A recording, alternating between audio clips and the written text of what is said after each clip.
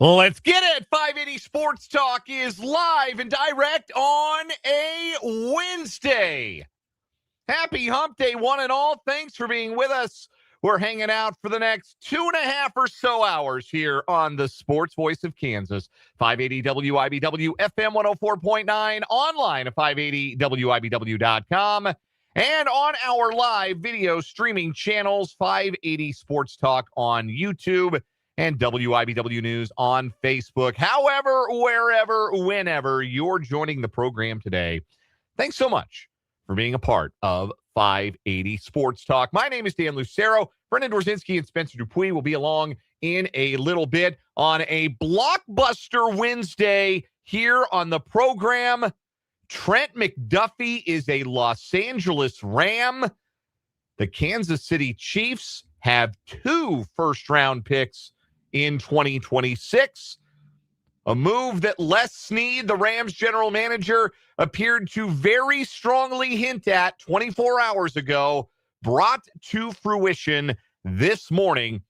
And for the second time since 2022, the Kansas City Chiefs, faced with the prospect of paying top dollar and resetting the market at the position, decide to trade a stalwart member of their championship core and fortify their draft capital as they deal Trent McDuffie today. We're going to talk all about it on the program, why the Chiefs had to do it, the calculation that made it where the Chiefs had to make this move. It was an offer, like in The Godfather, they could not refuse. Where do the Chiefs go from here in the defensive backfield as the depth chart gets all the more precariously thin with the loss of their star corner, their all-pro cornerback? And how will the Chiefs use that extra draft capital that they have acquired in 2026 as they go from 6 draft picks to 9 draft picks, and they add a bonus third rounder next year for their trouble in the trade as well? We'll talk all about it. We'll get your reaction to it. Want to hear from you today on our text line. 785-272-9429 is that number. Again, 785-272-9429 to text the program. You can also interact with us in our live chat on our YouTube stream, 580 Sports Talk. We are live on YouTube every time we go live on the air. So if you're watching the program on YouTube today, 580 Sports Talk, the name of the channel, hop in that live chat, say hello, interact with your fellow listeners and your hosts, and weigh in on the big news of the day, the Chiefs trading all-pro cornerback Trent McDuffie to the Los Angeles Rams. And if you aren't watching the program on YouTube today, why not? Give it a shot. Go subscribe to the channel if you have yet to do so. And today would be a great day to hop into the live chat and discuss with your fellow listeners and fellow Chiefs fans the big trade today.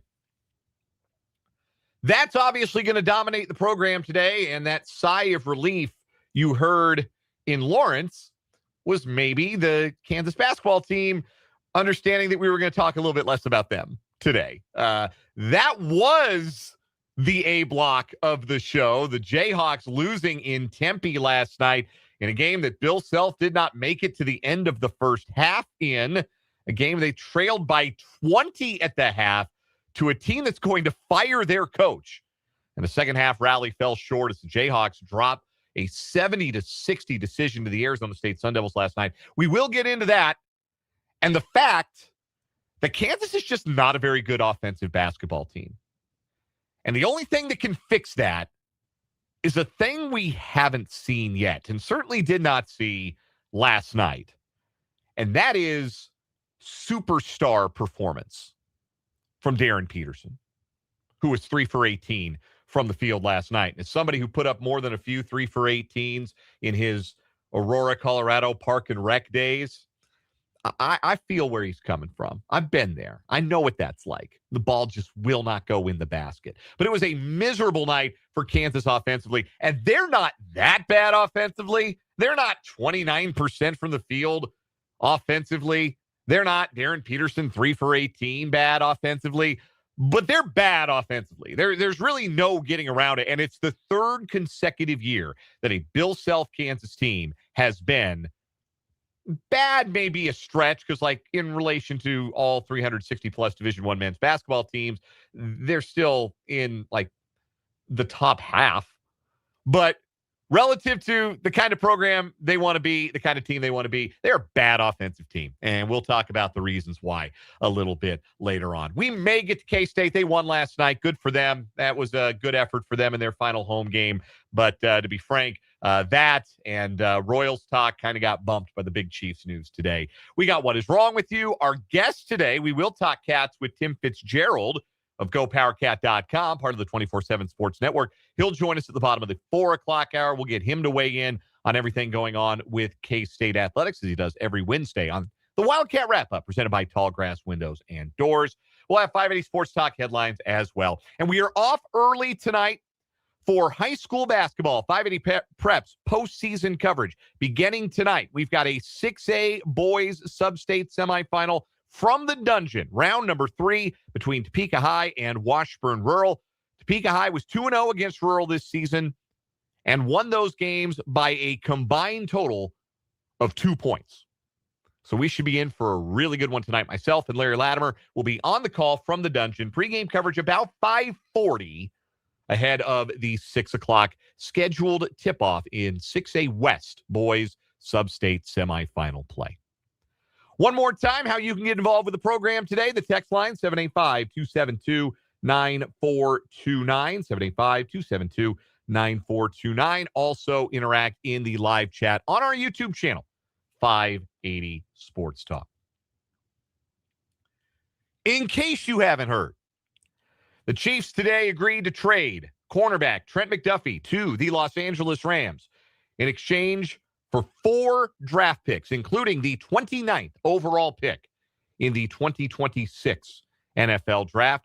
Also, 5th and 6th round picks in the 2026 Draft. Those picks are, well, right now, as it stands, before you work in comp picks, 168 and 210 overall in the draft. The Rams also adding to the mix a 3rd round pick in next year's draft, which, if the Rams are as good as they think they're going to be, and they spent a lot of last year looking like the best team in football before Seattle passed them and eventually beat them and went on to win the Super Bowl. If the Rams are going to be that good again next year, and what they are also clearly recognizing as maybe their last best chance with Matthew Stafford as their quarterback, that pick probably ends up in the mid to late 80s, maybe the early 90s range. And that is a Godfather offer for an all-pro cornerback on the final year of his rookie contract. That was a trade that the Chiefs could not refuse. I know that from a partisan standpoint, you always try to win the trade, right? You always want to win every trade, feel like you got more, feel like you fleeced, hoodwinked, pulled the wool over the eyes of the other side and got more value than you should have for whatever it was that you were giving away. But the reality of trades is both sides want to feel like they won. And this is a trade where I think both sides can feel as though they won today, because the Rams add an all-pro caliber cornerback to a secondary that was shown to be lacking in their stretch run and in their NFC Championship game loss. If the Rams had a defined weakness on their team, besides their special teams, which was killer for them in pretty much every game they lost last year, it was their secondary. And now they go get the best player they could possibly have acquired, realistically, this offseason to address their weakness. That is a win for the Los Angeles Rams. How do the Chiefs come out ahead? How do the Chiefs feel like they won in this deal? Because they are going to miss Trent McDuffie. All-Pro in 2024, locker room leader, credit to the Chiefs organization. Kind of guy you like to have long-term, like to build a defense around long-term. And a player who showed that he was built for big games and big moments. Without some of the big plays, well-timed blitzes that he had in Super Bowl 58 against the 49ers, Chiefs probably don't win that game. Brett Veach wanted him in the 2022 draft, had his eye on him, moved up to get him, and was rewarded with a secondary stalwart on 3 AFC champions and 2 Super Bowl champions. And he'll be missed in the locker room too. The likes of current free agent Jalen Watson and current Chiefs Xavier Worthy and Patrick Mahomes all took to their social media to express their disappointment, sadness in losing Trent McDuffie as a teammate. But in the end, this feels a lot like the Chiefs made the same calculation they made in 2022 with the Tyreek Hill trade. The thought process feels identical. That the Chiefs understood and valued what they had, a big, big talent. But they were not comfortable paying the premium to keep that talent on the roster long term. In Tyreek Hill's case, once the Chiefs saw how the free agent wide receiver market was changing, it was Christian Kirk, remember that offseason, who got the first big deal, like extravagant wide receiver contract, and that opened everybody's eyes like, oh my God, if Christian Kirk is making that kind of money, then what kind of money is Devontae Adams going to make? What kind of money is Tyreek Hill going to ask for? And the Chiefs didn't like that answer. Didn't feel as though they could give Tyreek Hill what he was going to ask for and what he deserved, let's be clear, as a player, and continue to field a championship caliber roster with the kind of hold on the salary cap that commitment would take. And so the Chiefs subtracted the talent, but added draft capital at a time. 2026, much like 2022, is a time where the Chiefs look at their roster and see one that was not good enough to win a championship. Obviously, they came much closer in 2021, prior to the 2022 offseason, than they did last year. But the evaluation, the calculation is the same. This is not, right now, the kind of roster that we believe is a championship roster. You can't count it out because of who's playing quarterback. But this roster is in need of a talent infusion. It's not a rebuild. Nothing's being torn down. They're not trading Mahomes for pennies on the dollar. I'm not going to use that term rebuild because that's not what's happening. But the Chiefs need to restock the talent pool, just like they needed to in the 2022 offseason. And now they get 2 first-round picks, early second and early third-round picks, 3 fifth-round picks when you count the comp pick they're going to get, and 9 picks in total to attempt to restock their roster and to do it maybe more expeditiously than they would have been able to with only the number 9 pick in the first round. And the other part of that calculation for the Chiefs, with Tyreek Hill, the market was the market, and Tyreek Hill was going to be a top-of-the-market player making a top-of-the-market contract. There wasn't any debate, wasn't any question about Tyreek Hill's station as a wide receiver, a number 1 wide receiver at that point.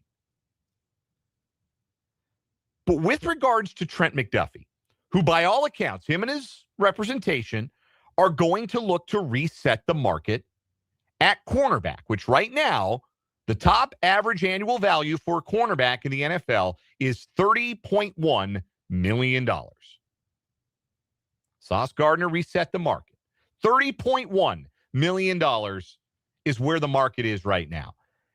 And Trent McDuffie wants to reset it, which means the Chiefs were looking at paying $30.1 or more million per year for Trent McDuffie.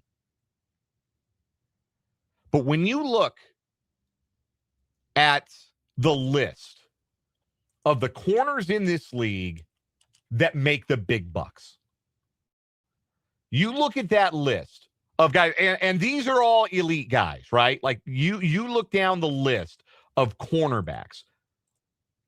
rated by average annual value on their contracts, starting with Sauce Gardner, Derek Stingley. Then there's a drop because Stingley's at $30 million a year. There's a drop to J.C. Horn at $25 million a year.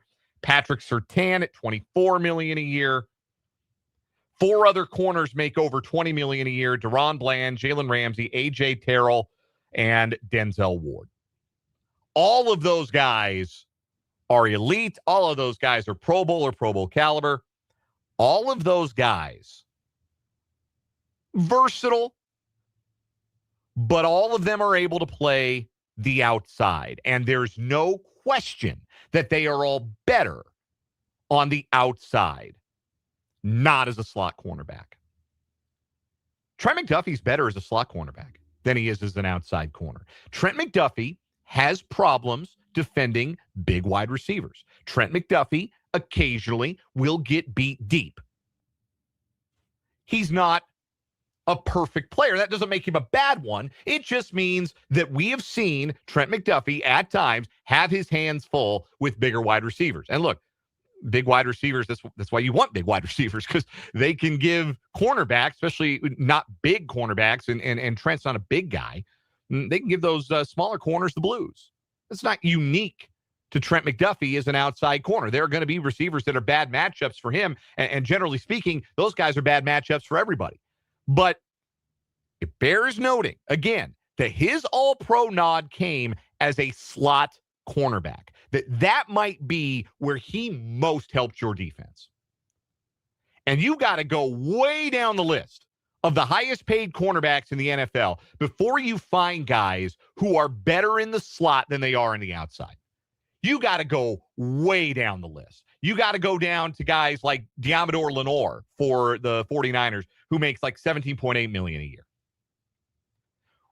Kenny Moore, veteran for Indianapolis, he's at $10 million a year. It's not to say that Trent McDuffie can't play on the outside, or the team that plays him on the outside won't be rewarded with quality play, with upper echelon play. But are you comfortable giving a slot corner $30 million a year? Clearly, the Chiefs had some second thoughts. And those second thoughts were tipped over the line today by the offer of all those draft picks from the Rams. 4 draft picks. We were talking yesterday when we had those remarks from Les Snead that could not have been more of an advertisement that, yes, we are trying to trade for Trent McDuffie. We would really like to have Trent McDuffie. We really want to get that done. Well, okay, where do you start then? Where do you start the negotiation? And we thought 29 overall and maybe one more pick might be enough to get that done. Well, how about 3 more picks? That's what the Chiefs end up with in exchange for Trent McDuffie. Here's where the Chiefs have to thread the needle, because we would not remember the Tyreek Hill trade as any kind of a masterstroke for the Chiefs had they not then turned around and crushed the 2022 draft. Absolutely aced it. They found Trent McDuffie in that draft. Found George Karlaftis in that draft. Brian Cook, Leo Chanel. They rebuilt the defense on the fly that year, essentially, through the draft. They added contributors, multi-year contributors in that draft. And we're right back in the Super Bowl and winning it that year. The other thing they had to do, though, not just ace the draft, they had to figure out what to do at wide receiver, because Tyreek Hill left a gaping hole, just as Trent McDuffie now leaves a gaping hole at cornerback. The Chiefs that offseason went and added 3 free agent wide receivers: Juju Smith-Schuster, Marquez Valdez-Scantling, and Justin Watson. And they made the bet that that would be sufficient, that Travis Kelce was really wide receiver number 1 for the team that year, and he caught 110 passes in 2022, so, point taken. And Mahomes won the MVP, and the Chiefs won the Super Bowl, and all was well that ended well. The Chiefs bet that they could live without Tyreek Hill's production. Now they are betting that they can live without Trent McDuffie's at cornerback. And they are making a bet on their current group of defensive backs, which, again, it's not a long list of defensive backs under contract now. And they are making a bet on their positional development, which carries a pretty trustworthy track record. The Chiefs have spent, don't know if you realize this, the third smallest dollar amount on defensive back contracts since 2018. You add up all of the money that teams have spent on their own guys, on free agents, on rookie contracts, money spent on defensive backs since 2018. The Chiefs have spent the third smallest dollar amount on that position. They've invested very little in that position in the way of money. That's not to say they haven't invested draft capital. They've obviously invested a great deal in developing their own guys. They've had a lot of success stories, and McDuffie's one of those. But even with that low spending at the position, they've gotten outstanding production at that position over the years. What kind of production are they going to get next season? Right now, your starting cornerbacks, if the Chiefs had to go for whatever reason, play a game tomorrow, would be Noel Williams, second-year player, and Christian Fulton, who spent most of last year on the shelf and is in the final year of a 2-year contract. What are the Chiefs going to have to do at that position to rebuild it enough on the fly so that there's not a drop-off? Because, look, there was a drop-off at wide receiver when Tyreek Hill departed. There wasn't any replacing Tyreek Hill. Travis Kelce had a great year. Juju was fine. MVS caught 40-odd passes that year. They went and won the Super Bowl anyway. How do the Chiefs replace Trent McDuffie? It's a question that gets easier with the draft capital they acquired today. And they're going to make good use of that. But at the end of the day, you can also acknowledge they're going to miss Trent McDuffie. And that if a trade is looked at as a win-win for both sides, that means typically you're going to be happy with the result, happy with what you end up with. But that's the thing about draft picks in return. Those guys could turn into anything. If you're lucky, they could turn into a player as good as Trent McDuffie. We'll take our first time out here on 580 Sports Talk. Want your reaction on the text line, 785-272-9429, and in the live chat on our YouTube channel. We're going to get to some of your thoughts when we come back. Also, how are the Chiefs going to use those picks? Brett Veach loves to move picks around during the draft, and now he's got 9 picks instead of 6 to do that with. So what could draft day look like for the Chiefs? By the way, Mock Draft Wednesday canceled. We were going to do Mock Draft Wednesday today. What's the point? Chiefs have different draft picks today than they did, or more draft picks yesterday than they did when we were preparing Mock Draft Wednesday, when I was preparing Mock Draft Wednesday at 9 o'clock this morning. So Mock Draft Wednesday has been canceled for this week. Maybe we'll move it to Thursday. Maybe we'll reconvene for Mock Draft Wednesday next week. We'll see. But we'll talk a little bit about the picks that the Chiefs have received in return and where they might go from here at the cornerback position. We'll talk to KU Hoops later on. We'll talk to Tim Fitzgerald, bottom of the 4 o'clock hour. We're jam-packed today, and we're glad you're here on this Wednesday on 580 Sports Talk.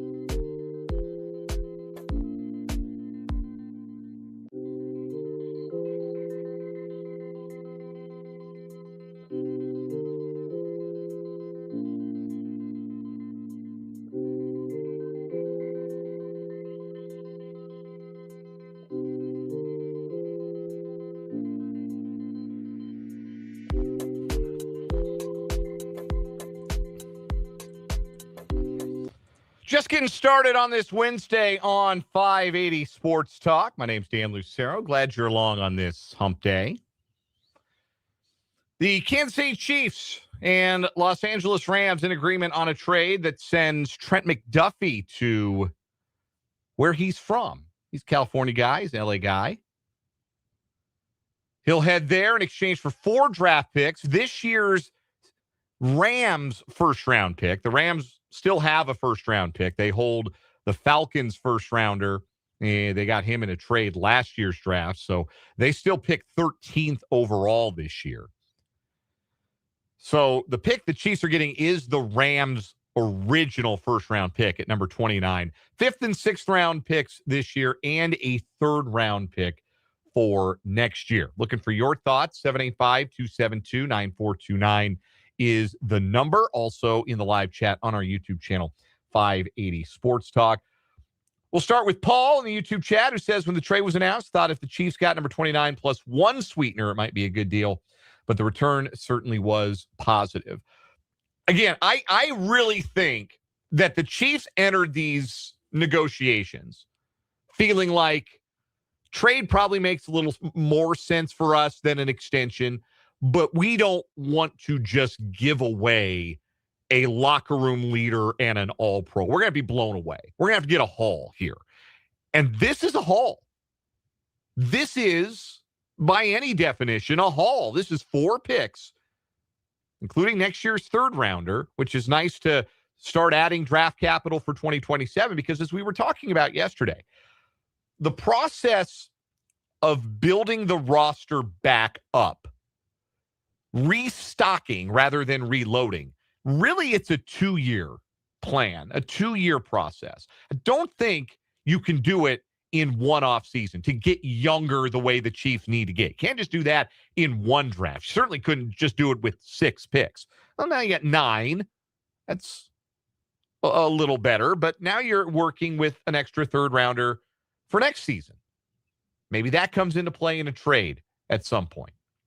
But yeah, I do believe that this was a Godfather offer for the Chiefs. This was a trade that Brett Veach could not refuse. Andrew thinks that if Veach can't re-sign Brian Cook or Jalen Watson and the Chiefs lose 3/4 of their secondary starters, doesn't see Veach lasting long after that. I think that's a little hasty, Andrew. I don't think this is Brett Veach's job is at stake based on this offseason. I do wonder if it makes it more likely that Watson is re-signed. Andrew adds he doesn't want to see the Chiefs overpay Watson. So let's talk about Jalen Watson here then. Watson's projected value, according to Spotrac, sits between 12 and 13 million a year. Watson's been really good on the outside. He doesn't have the versatility that McDuffie does. He hasn't been as good as McDuffie, but he's played really well on the outside. Do you feel more comfortable with him at a $13, $14 million average annual value or McDuffie at 30? I don't think that Watson is half the player, but you can get him at less than half the price. I think there's a certain amount of sense that makes. And I don't think that would necessarily be an overpay for Jalen Watson. But again, this is what you have to consider with cornerbacks for the Chiefs. They don't give these guys second contracts.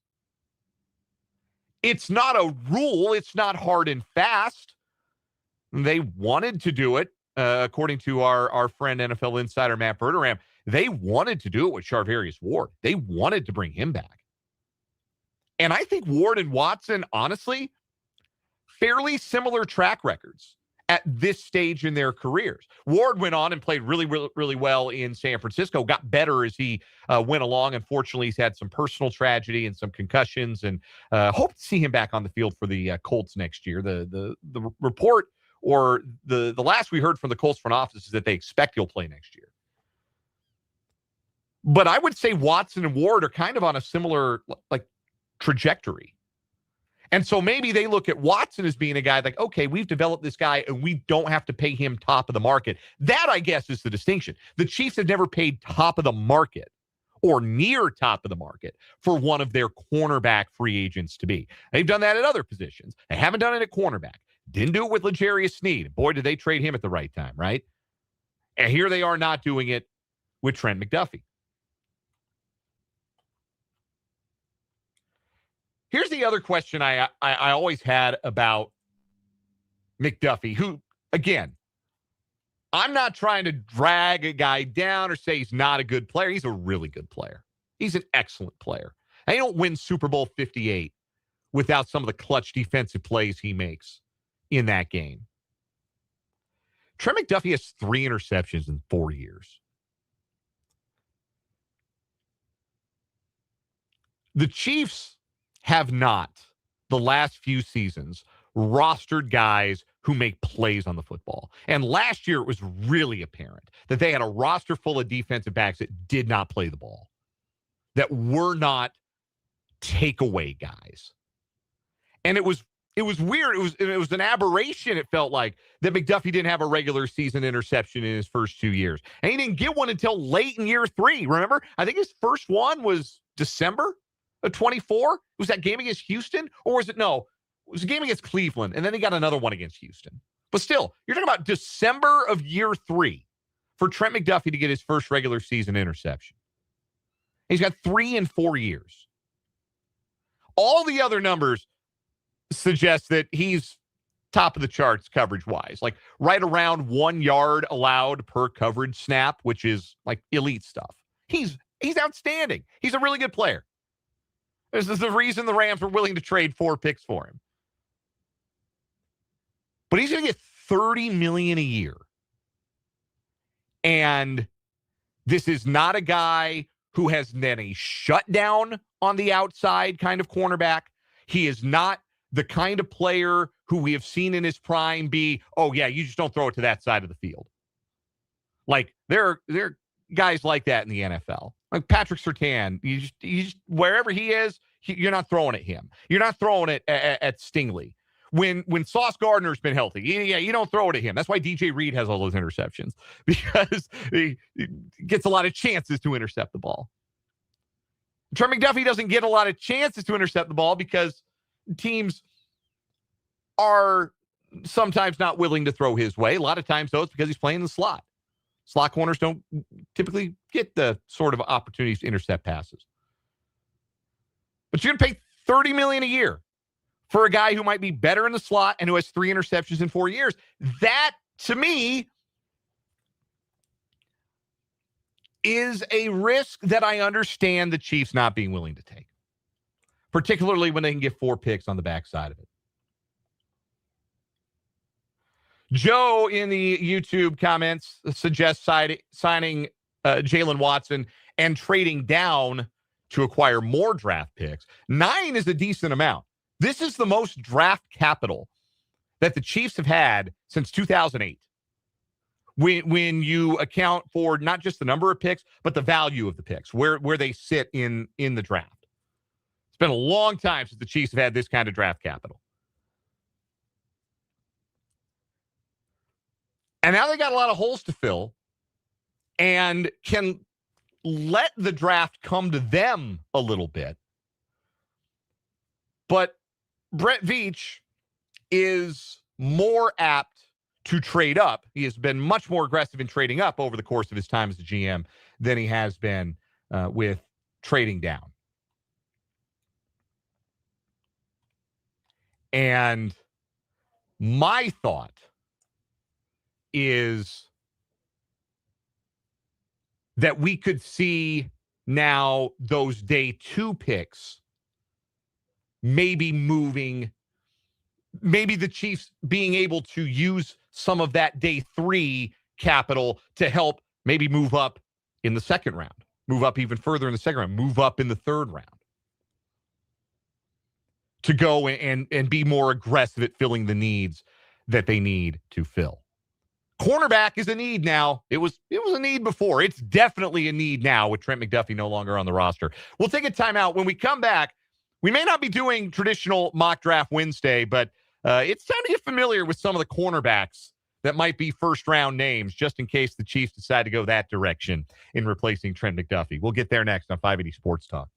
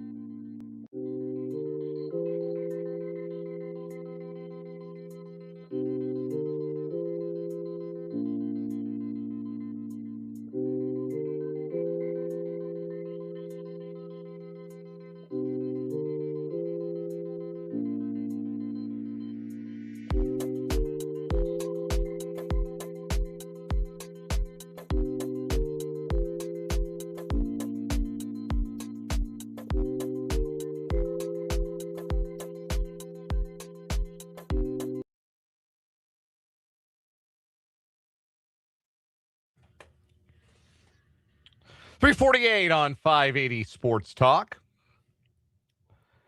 Still talking the big news of the day. Chiefs trading Trent McDuffie to the Los Angeles Rams for 4 draft picks. Number 29 overall in the first round this year, a 5th round and a 6th round pick this year, and a 3rd rounder in 2027. Again, you get it from the Rams' perspective. It's a real easy calculation. Number one, bleep them picks. That's what their general manager, Les Snead, is all about. Number 2, you might only have one more year with Matthew Stafford where you feel like you can make a Super Bowl run. And that's how I think they're acting. That's how I think they're approaching 2026. Remember, it was no guarantee Stafford was even going to get on the field in 2025. He went that weird trailer and did like all the blood spinning and all the weird medical stuff. And then he came out and won the dang MVP. And darn near got to the Super Bowl. So I understand the Rams feeling like, yeah, this might be it. Stafford's in his late 30s. We might only get one real crack at this again. Super Bowl's going to be in LA at their home stadium this year. They may as well, really. They may as well make a splurge like this and go add the best player they could possibly have added at their position of need. Well, the Chiefs have a lot of needs. Now, we know they need skill position talent. Barren right now at running back, needing a long-term solution at wide receiver, maybe looking at the next solution at tight end. Certainly need pass rush, both on the edge and on the interior. And now they need a cornerback because, again, under contract right now, Noel Williams, Christian Fulton, Kevin Knowles, Chris Roland Wallace, Shamari Connor, but is he a safety or is he what is he? He's kind of a hybrid. It's time now to better know the corners in this draft. And if you've been really following along with a lot of the mock drafts that have been released before the combine, there are a lot of defensive backs in the latter portion of the draft. One name in particular that really intrigues me at number 29 is Avion Terrell from Clemson. He's A.J. Terrell's younger brother. 5'11", plays on the outside, also good in the slot, hellacious blitzer. Does that sound like anyone you know? Does that sound like he could maybe fill the Trent McDuffie void? I like that fit a lot. I can tell you right now, if I had to fill out a mock draft, if I were assigned one right now, that's where I would say the Chiefs ought to go 29, Avion Terrell out of Clemson. That would seem to make a lot of sense for me. Do the Chiefs maybe think about it? Number 9, Mansour Delane out of LSU. He is on most draft boards the highest rated cornerback. Is he an option at number 9? Or if the Chiefs were to move down out of the number 9 pick? Because now the Chiefs are in a spot where they have so many needs. Like, they need to add starting caliber talent at a bunch of different places, but they could really let the draft come to them, especially if they address running back in free agency, which I think we all agree they're very likely to do. They address running back and they go into the draft without a Jeremiah Love-sized hole at that position. The Chiefs can really go best player available at 9. Caleb Downs is sitting there. Why not? If they love Kenyon Sadiq. I saw a mock draft today. We're going to talk about the Ringers mock draft today before, again, the Chiefs draft circumstances dramatically changed. But the Ringers mock draft they put out today, Danny Kelly's mock draft, his first one post-combine, had the Chiefs going with Sadiq out of Oregon, the tight end, who runs like a gazelle at number 9. The Chiefs, I think, really are in a position, they let the draft come to them a little bit, but I also think with one of their first 3 picks, they got 3 top 40 picks now. Pretty good place to be if you're starting to restock the talent pool. I think one of those first 3 almost has to be a cornerback if you're not going to re-sign Jalen Watson. And then even if you are, maybe you think about it. Maybe you think about a guy like Terrell who could be your next Trent McDuffie. One final break this hour. When we come back, we'll wrap up hour number 1 and set the table for the rest of the program on 580 Sports Talk.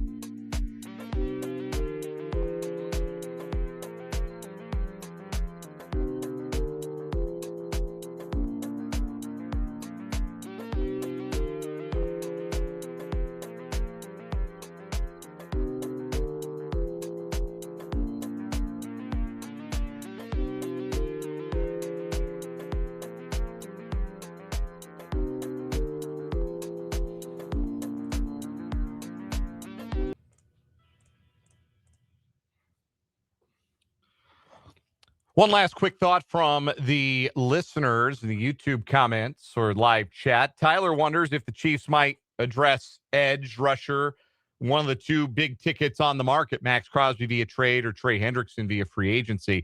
I don't think the cap room's there for a Hendrickson move. I just don't think that's quite there based on his asking price. But the draft capital for Max Crosby, like the asking price there is going to be 2 firsts. Well, now you got 2 firsts in this draft. You could trade one of them, trade next year's, start the bidding from there. It's a little bit more feasible. Do the Raiders really want to trade Max Crosby to a division AFL rival? That I think would be a bigger hang up than anything else. Somebody's going to meet that asking price. The Chiefs could. I don't think that's the deal the Raiders would prefer. They want to get Crosby out. They want to get him probably in a different conference. Certainly not in the same division. Royals did not play today. We actually have their game tomorrow right here on 580 WIBW FM 104.9. We'll bring you some Royals Cactus League baseball against the Rangers. 7 o'clock pregame, 7:05 first pitch in Surprise. They are off today, but it is 23 days to opening day for the Royals. They open on the 27th in Atlanta against the Braves. Number 23 was worn first by Topeka-born Don O'Reilly. If that name sounds familiar, he was also the first Royal to wear number 32. He wore 23 in 1969, switched to 32 in 1970. The Royal who wore it most recently was, of course, Zach Greinke, who also wore it best. Although, interestingly, Mark Gubiza actually had more war in a Royals uniform, wins above replacement, than Greinke did. Greinke, of course, had the better career, and he's going to the Hall of Fame. So give the nod to Greinke there. But don't forget Mark Gubiza was awful good and a world champion. Coming to the 4 o'clock hour, KU is a bad offensive basketball team, plus Tim Fitzgerald.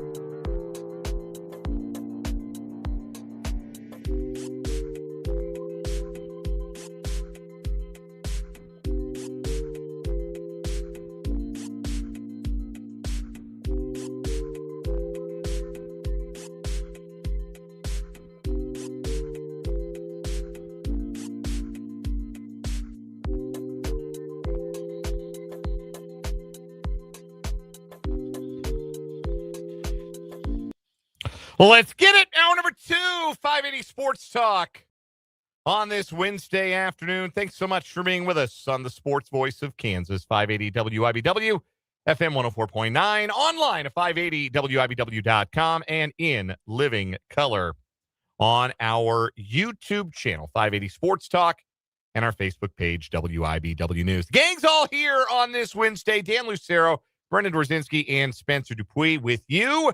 Brendan and Spencer are going to take over after What Is Wrong With You. I'll be on my way to the dungeon for some high school basketball. 580 Preps, postseason hoops coverage beginning tonight with a 6A West boys sub-state semifinal matchup between Topeka High and Washburn Rural. Round 1 at the dungeon, Topeka High won by a point. Round 2, last Tuesday at Washburn Rural, Topeka High won by a point. So there's not much between these two teams. And in fact, they are the 8 and 9 seeds in the 6A West sub-state. So not much between them on the seed lines either. And they play for a third time this season, third time in less than a month at the dungeon. Myself and Larry Latimer on the call, 540 pregame coverage ahead of our tip-off at 6 o'clock. One of those old adages, it's one of the hardest things to do in sports, beat the same team 3 times in a year. Especially when you've only beaten them by 1 point both times. Yeah. So that'll be fun though. That rural team's obviously got a lot of talent. We know that they're well coached with Coach Hutchins, and that Topeka High team, both boys and girls, really such a great story this year after a couple of down seasons, and no one individual's fault for that by any means. But to have the bounce backs that they've had this year has been really, really fun for a really proud program. Robbie Sanders is my coach of the year in the city. They don't give me a vote, but my city coach of the year without a doubt is Robbie Sanders. That team had won 9 games combined the last 3 years, and they won 12 in the regular season. That's a huge step forward for them. I think I'd vote for both the boys and girls coaches for Topeka High. Yeah, hard to argue against Slay? Hard to argue against Coach Slay. He's got the Topeka High girls into a sub-state final. They beat Mays last night at the dungeon, so they're going to make the long bus ride to Liberal for a sub-state championship game on Friday night. One of several teams in the area that advanced to sub-state championship games in last night's action. Nice little 6-hour bus ride for a 100-minute event. Yeah, right. You go down to Wichita, cut across on 54-400 for about 3.5 hours. Yeah, that's probably longer than that. 3.5 hours if you're, going by car.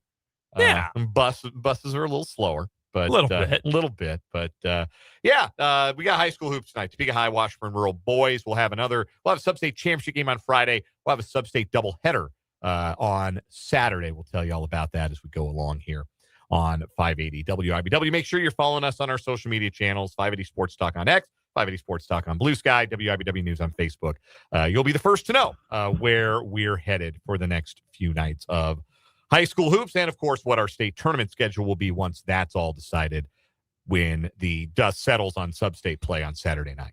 Hey, I am here for the people that didn't hear me for the past 4 minutes. Okay. I'm having microphone problems over here. It's got the flaccid mic today. Thank you. I don't know if you guys have been seeing out of your peripheral vision or on the StreamYard, but this thing is not sticking. Thank you for that crucial addition to the program, Spencer Dupuis. We're glad to have you along. We're glad to have everybody tuned in here on 580 Sports Talk.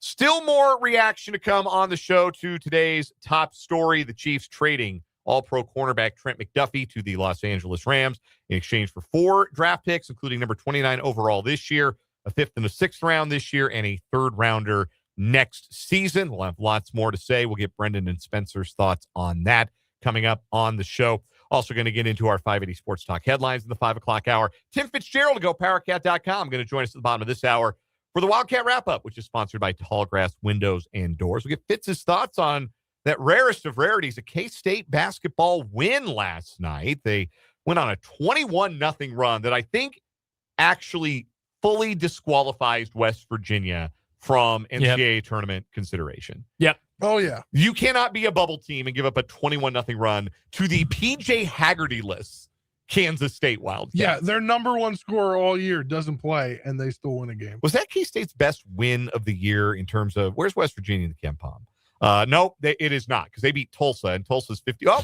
Baylor's even ahead of Tulsa. So K-State now has 3 top 60 wins. Okay. That's not going to get you in the tournament. No, that's not going to quite get you there. 2 of them have come with Matt Driscoll at the helm. No, this is true. Like, they run plays now. Like, it's yeah, man. Fitz will have some interesting things to say. Yes. When we get around to him at the bottom of this hour. We got What Is Wrong With You coming up. Driscoll is a total weirdo, though. He is. Mega weirdo. Very, very strange. But hey, lots of dudes are. Nate Oates, freak. That is a freaky little man. But he's a hell of a basketball coach. Like, I would not want to be, like, if you said, hey, we're going to put you in a room alone for 10 minutes with Nate Oates, you guys have a nice conversation, I'd say we won't. He's a little ape man. But he's a freak. But dude knows how to coach ball. He can get him to get some shots off, put up some threes, play with tempo. Yeah, no, I believe it. Bizarre little man. We would love to hear from you on the show. Your thoughts on the McDuffie trade, KU basketball, which we're going to get to here in just a moment. K-State basketball, whatever you want to talk about. Get us on the text line, 785-272-9429. You can also interact with us in the live chat on our YouTube channel, 580 Sports Talk. Go smash that subscribe button if you haven't already. It doesn't cost you anything but a click. And hop in that live chat. Interact amongst yourselves and your hosts, plural. We're all here for now in the live chat on our YouTube channel, 580 Sports Talk. Ben McCollum, weird. Mega weird. Yeah. Turbo weird. Hell of a coach. Yeah. Yeah. The coach weirdness quotient, very, very high. Yes. Yes. There's a correlation. No, that's true. I don't. Bruce was a little weird. Bruce was a little strange. Yeah. Yeah. You see the Weber or Pearl? The answer is yes. Well, Bruce Weber a little bit of an oddball. Bruce Pearl, I'm going to get in trouble if I talk too much about him. Bad guy. I'm not even talking about like away from basketball stuff. You can make your own judgments on that. Just like the slimiest dude ever, and has been since he was a GA. A text from the 785 says Nate Oates is 6 feet tall, so he's not that little. To Brendan, he is. Yeah, Brendan towers over Nate Oates. Yeah, I'm 6'4". 6 foot. Wow, what's it like being in junior high? Come on, man. How tall are you? Me? Yeah, 5'10" on a good day. Okay. 5'10" on a good day. I'm 6'2" on a good day. There you go. Yeah, that's like an adult height. Look, I've always been the small guy on the 580 Sports Talk team. That's always been the case. One of my best friends it counts for, probably explains a lot to some of you listeners. One of my best friends is 5'8", maybe, and he's always said I just hang out with tall people. No, I mean you're kind of short, but like I'm 6'4". One of our good friends is 6'5". Another one of our friends is like a hair short of 6 feet tall. That was kind of always my get down too. Yeah. Like my two best friends in middle school were well over 6 feet tall, like when they were in sixth grade. Like, I don't know. And I was not. Like I didn't get to 5'10" until like my junior year of high school. Dude, I'll tell you what, one of the best days of my life. My friend Matt, who I've known since we were in fourth grade. We've been super, super close ever since. I was taller than him when we first met. He had his growth spurt first. And he was taller than me from about fifth grade into eighth grade. And one day we lined up for basketball in eighth grade. Gym class, they're like, okay, if you want to play kickball, go outside. You want to play basketball, stay in. So we stay inside. And he says, or they say, hey, line up by height. So we can get tall kids and short kids all mixed up, medium height kids all on the same team. And he stands on the taller side of me, Matt does. Our gym teacher comes up and says, no, Matt and Brendan, you guys switch. Brendan's taller. It's like, yes, I'm so back. I've been taller ever since. That was like spring of eighth grade. I appreciate the text from the 785 that points out I might be the smallest, but I sing the best. Well, that is so true. I got that going for me, which is nice. Arizona State 70, KU 60. No more kicking the can down the road. No more kicking the can down the road. Arizona State 70, KU 60 last night in Tempe. If the first half had just been a mere mudslide, Kansas probably comes back and wins the game. The first half was pretty aberrant when you talk about just how poorly Kansas shot. And they got good shots in the first half. How many floaters they had, 5-footers that just spit back out. Second chance opportunities. Even threes. That wouldn't go down. Looks. Open threes that wouldn't go down. When you account for that and you account for the 19-2 free throw disparity that Arizona State had in the first half, and you account for some of the shot making Mo Odom was doing, hitting NBA threes with hands in his face, the first half was an aberration. That was not a true reflection of Arizona State relative to Kansas. The problem is it was so aberrant that it ended up producing a 20-point deficit. That's not a mudslide. That's the Exxon Valdez. That's just too big a hole to dig out of over the course of 20 more minutes of basketball. And the energy you have to expend digging out of that hole, and KU deserves credit for getting down to 3.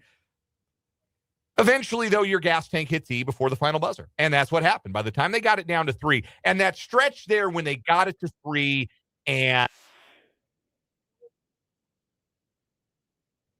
Council missed a free throw, and Flory Badunga, who was bad in the first half, then played well in the run when he got back in the game. Then he puked up a layup. They drive to the rim, and he had his man beat, and he just gacked it. That was the stretch in that span, because KU's within 3 during that span. That was what ultimately kept them from getting back ahead. Because I think if maybe they could have taken the lead, Arizona State would have wilted. They didn't wilt. They found their extra legs there in the final 4 minutes, and KU was simply out of gas.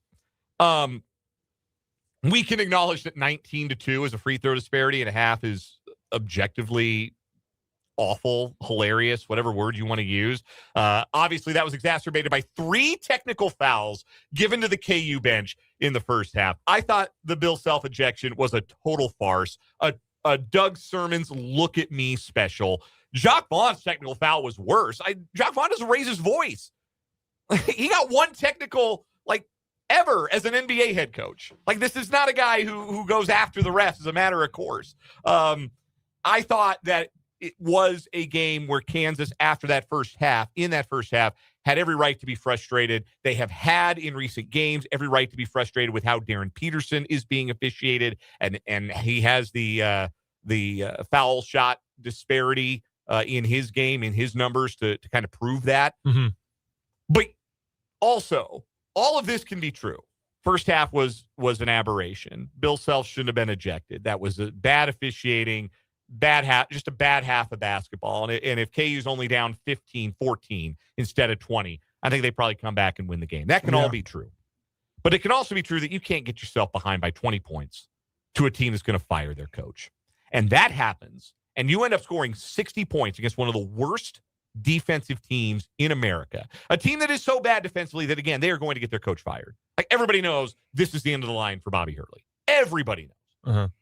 It was extremely funny that he was even shocked by the Bill Self technicals. He could not believe that they were teeing up Bill Self. And then ejecting him. I have said some very mean things about Bobby Hurley, the basketball coach, in recent years. I give him respect for that. And I would have thought that if it was Arizona State versus K-State or, well, not Baylor. I don't have any respect for Scott Drew. But for anyone else, I would say major respect for Bobby Hurley on that. It was ridiculous. And look, that is not the reason KU lost. Not even remotely close. Darryn Peterson not being able to make anything to start the game. Flory he's struggled lately, although he was better in the second half. Yeah, bad road trip for Flory. Yeah, bad trip for Flory. El Marco has been awful. I mean, just awful lately. He was unplayable last night. He played less than 4 minutes, and KU was -8. He made 2 crippling turnovers when KU had gotten the game close. He had to go back out there because Peterson was in foul trouble, and he threw the ball directly to the other team twice in 3 possessions. And frankly, and it's hard you don't expect Bill Self to get tossed. Boy, Jacques Vaughn was not ready for the moment last night. Whoa, boy, the tactical ability not on display. And maybe that's just we got punched in the mouth. We didn't know what to do.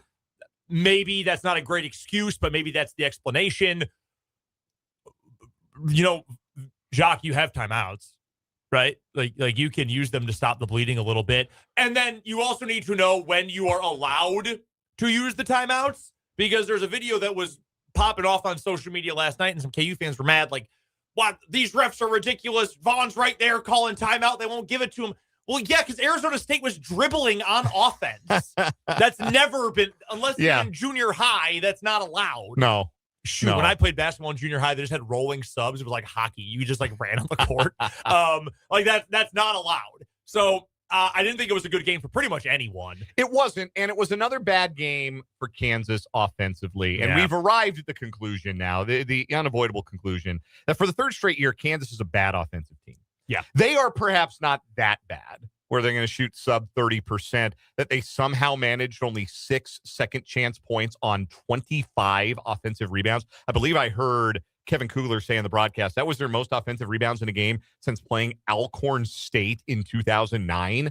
I don't know. That was when the number was 23. So I don't know if you go even further back, but 25 second chances, 6 second chance points. That's almost not possible when you consider what a second chance usually looks like. To only score 6 points on those. It's unfathomable. So last night was like the floor offensively for KU. But the ceiling's just not altogether high. They're 53rd in Ken Palm's offensive rating. They're looking at their third straight season in the 50s in that number. And there are 4 reasons that they're bad on offense. Number one, they don't have enough of a three-point threat. Trey White's not knocking him down. They don't really have anybody else who is super reliable. Darryn Peterson shot it at a high percentage. He hasn't shot it well. More about Darryn Peterson in a second. But like Melvin Council's not a great shooter. Bryson Tiller, it comes and goes. Better at home than on the road. You understand he was that? Not good yesterday. No, it all comes and goes for Tiller, right? Not just the shooting. But there's nobody coming off the bench like Jaden Dawson was supposed to be that guy. Cole Rosario was supposed to be a decent shooter, and neither of those guys can hit the broadside of a barn. There's just not enough of three-point threat to be a really good offensive team. How else can you be a good offensive team? Easy baskets. How do you get easy baskets? Transition. How do you get transition? Turnovers. What doesn't Kansas do? Force turnovers. They're one of the worst teams in America at forcing turnovers and getting out and running and finishing in transition. So that's an opportunity for easy offense that they don't get. Other opportunities for easy offense. Shots near the basket. Flory Badunga is still not a reliable post scorer. He's got some good post moves. We know he can finish an alley-oop. He gets sealed inside, usually does a nice job when they play a little high-low. But a lot of times, Badunga gets the ball in the low block, and he's not looking to score, and against big teams. And this is a trend now against big teams, because we saw it against Arizona on Saturday, and we saw it against apparently the best college big man since Lou Alcindor, Masamba Diop. I've only seen him play 2 games. Guys, I don't sit and watch a lot of Arizona State basketball. I watched Arizona State beat K-State, and I watched Arizona State play KU, and in both games, Masamba Diop looked like the second coming of Dikembe Mutombo. You could not cope with him. The teams from Kansas could not deal with this guy. And Kansas struggles to score at the rim against big teams. So that's a problem offensively. And then the fourth problem right now that they have is that Darryn Peterson's out there shooting it like me. 3 of 18 from the field. I had more than a few games like that in my Aurora, Colorado Park and Rec days. I think you can be encouraged by what you're seeing from Peterson physically. I think we can acknowledge that last night, with the shot not falling, he remained engaged in all aspects of the game, which not all star players, star freshmen do. He grabbed 8 rebounds, handed out 4 assists, had 3 steals. But I think you can also acknowledge that this is what Kansas's floor looks like if Darryn Peterson can't get into an offensive rhythm, which he clearly is not in one right now, and that we're running pretty short on time. Even if you'd still bet on the talent, feel good betting on Darryn Peterson's obvious gifts, we're running short on time to see Darryn Peterson put together a full star-level performance. And that's what's going to get Kansas over the top to be the best version of itself. But we're running out of time in which to see that. And it's not going to happen if he's out there shooting 3 of 18 from the field. And I, for one, don't think that's going to happen in all likelihood again. I mean, that's a very stark number. I'm not expecting to see that. I don't know about you, like, yes, running out of time, but I don't think it's like, he'll figure it out in this time. I don't even know if there's a matter of figuring it out. I think Darryn Peterson's not playing even remotely close to 100%.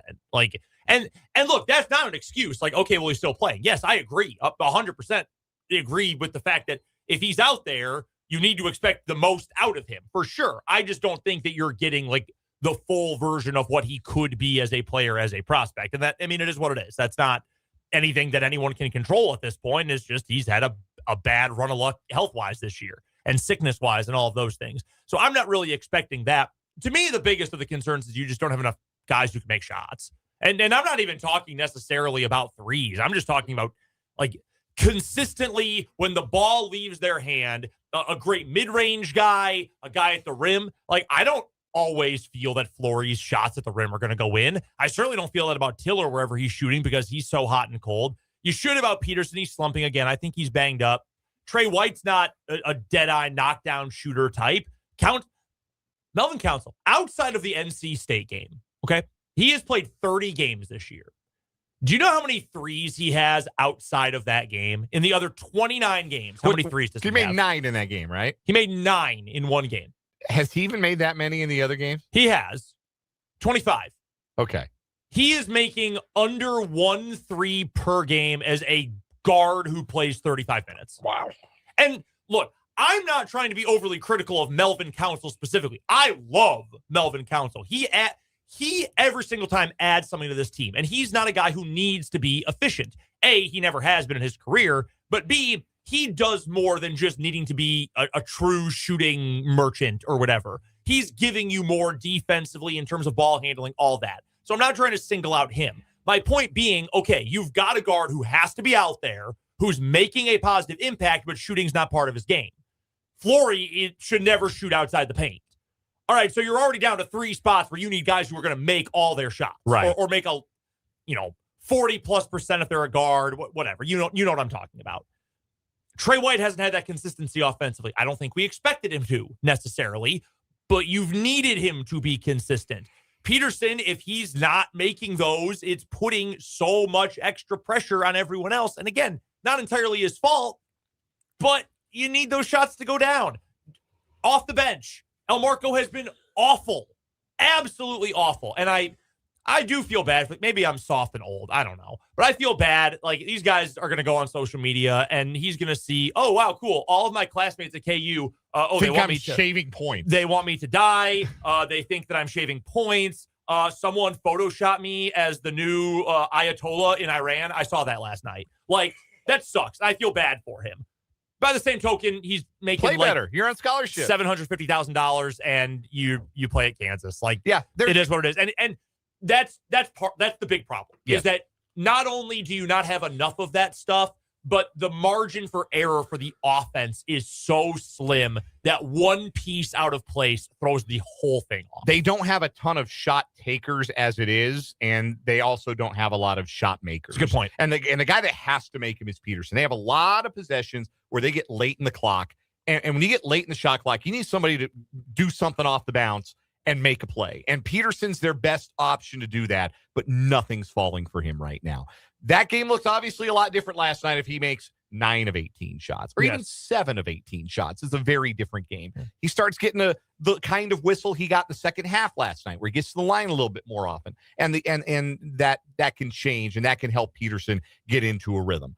But now we know this is what the floor looks like. And the floor is lower than you'd like for a Kansas team because they just aren't good enough on offense. And the one remedy, the easiest remedy for this, is Darryn Peterson starts playing like a star. We're awfully deep into this season to have the kind of confidence we did back in November that that's ever going to happen. We're going to take a timeout. When we come back, we've got What Is Wrong With You. Tim Fitzgerald joins us from GoPowerCat.com for the Wildcat Wrap-Up in about 10 minutes. You're listening to 580 Sports Talk.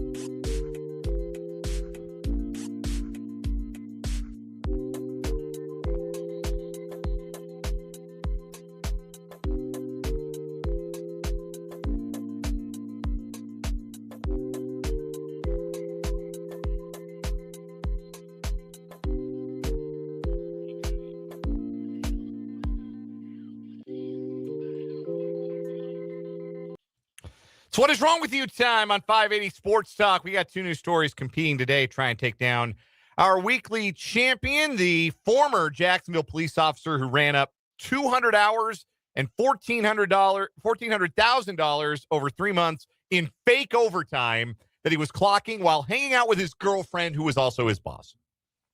Well, I don't think it was his girlfriend. I think it was just his. No, they were involved in a romantic relationship. They were together. Yeah. They were together. They banging? Well, probably. They're doing it? They're probably just doing it. I would think that just doing it. Says the story says, guys, the two were involved in a romantic relationship. So, like, you can doubt the good reporting of WFOX, WBRC here, but I don't know what to tell you. Anyway, it's a funny story one way or another. Yeah. It's our current champ. That's a good one. Two new stories today. Brendan, what you got? All right, we're going to San Francisco where we meet Anthony Lewis. This reporting from courthousenews.com. So Lewis is a member of the San Francisco Public Library.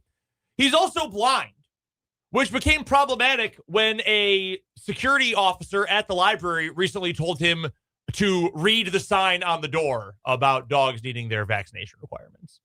Read the sign, chump. Yeah, can't say that to a blind man.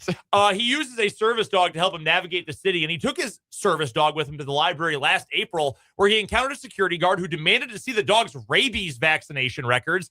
He was taken aback because Lewis had never been asked for those before, and he said, well, I don't think that's a real policy. The security guard said, look on the wall. It's been there 1.5 years. He's suing the city. I would too. Yeah, it's got to be ADA accessible. Put that in Braille. Both on the grounds that I don't think this is a fair policy for my dog, and also, hey, have you heard of the Americans with Disabilities Act? Yeah. So, quick one for me, but yeah. If you see someone walking around who's like, and he says it's obvious that I am blind, like, there's no way you would not know. You can't tell them to go look at the sign. Read the sign, buddy. Take off those tinted glasses. Hey, put down that cane and go read the sign, chump. Yeah, take your sunglasses off, buddy.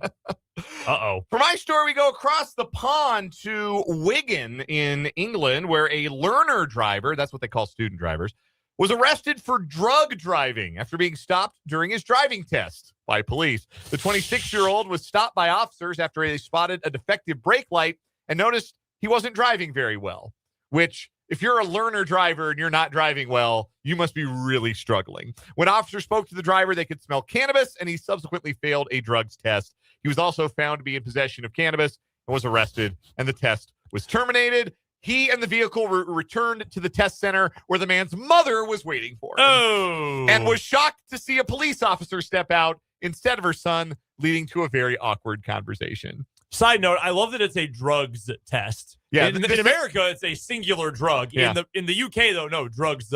This is the stories from the BBC. Yeah, man, imagine your mortification. Not only you fail your driver's test, yeah, Mom, I didn't pass. And yeah, one other thing. I'm in trouble. All these things have to be connected with the fact that he's a 26-year-old on a learner's permit, right? Yeah, probably. Yeah. I got my license a little bit late. I was not 26, though. Paul calls it the CBDMV. That's a good name. That is a good one. I like both of these today. Who we got winning? I'm going to go with the dude who got in trouble for having drugs during his driver's test and then had to go face his mom over it. Yeah. That's my winner right there. That's pretty good. Does that take down our working overtime? I almost respect that guy. Like, hey, man, if you can, get And reportedly, the woman who was his boss that he was entwined with did not have to clear his overtime. So he was doing this, and she didn't even have to know about it. Wow. He was running a real scheme. Yeah. I almost respect it. I'm going to stick with that one. Yeah, I'm going to keep our reigning champion alive. Not working hard, hardly working. That's our continued winner on What Is Wrong With You. Tim Fitzgerald joins us next for the Wildcat Wrap-Up, sponsored by Tallgrass Windows and Doors on 580 Sports Talk.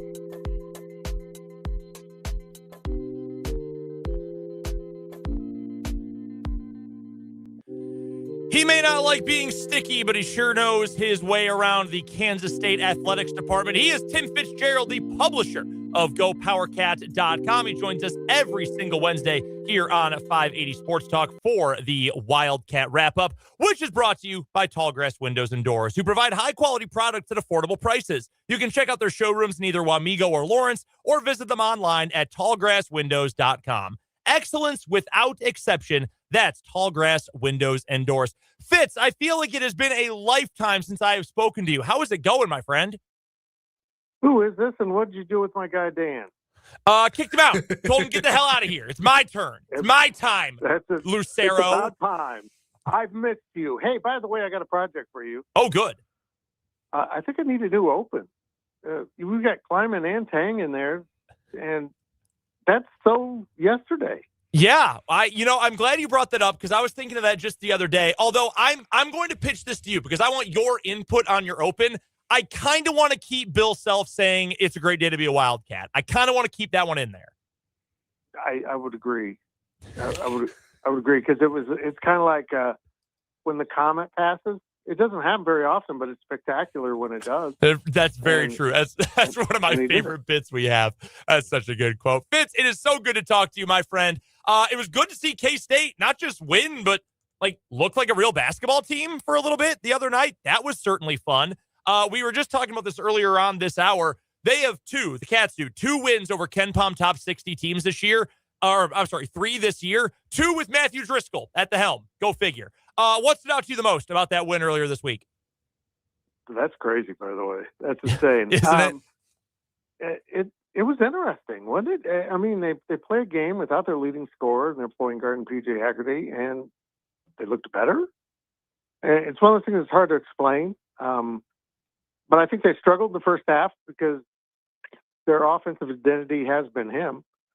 And they seem to regroup in the second half and come out and go into attack mode. I mean, a 21-0 run in the middle of that second half was enormous. They needed every point of it to hang on, but to dig themselves out of a double-digit debt and take a lead and maintain that lead, as someone posted on one of our videos, that looked like a real basketball team. And yeah, they did. They seemed to have a little bit different giddy up to their step during the key portions of that game. Bill Simmons, for years and years and years, has talked about Ewing theory. The Knicks got better and made a finals run after their best player, Patrick Ewing, ended up leaving the team. I don't know that I always buy into it, Fitz, but I think, if you wanted to make that argument for not having Haggerty, maybe could you, squint and see that we don't have to get PJ shots, because I'm not trying to say that he's, a selfish ball hog or anything, but that's the kind of player who has to get a certain number of shots and a lot of them and a lot of opportunities to score the ball during the game. Do you think possibly for this group, and maybe it's a one-off, and I'm leaving it open to that as well, but do you think maybe in a game where, hey, we don't have to get him his shots, we can play in kind of a system-based instead of a PJ-based offense, maybe that's what opened it up a little bit for them? I would agree. And if I recall right, he wasn't great in the first half against Baylor, another win. Yeah. So it's just interesting. And sometimes you do take away a part. You have to reinvent yourself, and then the sum of the new parts actually ends up to be a better group. And again, I'm not sure if that happened or what. With PJ Haggerty or without him on Saturday, I don't think we'll be able to tell the difference. Because I just think Bill Self and KU are going to be real happy. I don't know why. I don't know why. I do hope Doug Sermons is working the game on Saturday. That'd be a level of entertainment we all deserve.